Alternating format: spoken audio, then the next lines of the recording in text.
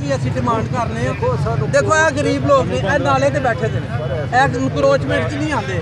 यह गरीब लोग ने इन्होंने तय बाजारी ला लो इन्हों को महीने का 1000 रुपया ले लिया करो 500 ले लिया करो सरकारी खर्च से तय बाजारी जरा कि कानून है लेकिन इन्होंने उठाओ ना थोड़ी मेहरबानी है जो साडा हस्पताल सी उदों किसी अफसर को ख्याल नहीं आया भी इसका हुसन बरकरार होना चाहिए बिल्डिंग थोड़ी मेहरबानी है साडा सारा हाल साहब बात मैं पहले भी की भी ने पूरे मुल्क के इनक्रोचमेंट खत्म कर दी जाए जो कि इतों की कोर्ट का सिर्फ फोकस GRD है क्यों मतलब होर भी तो लोग हैं काइंडली इन्होंने लोगों थोड़ी मेहरबानी एक साइड तो इनक्रोचमेंट साडे दिल का मसला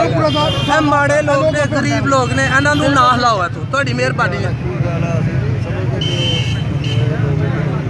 जी तुम समझते हो ना तुम उन्होंने दसो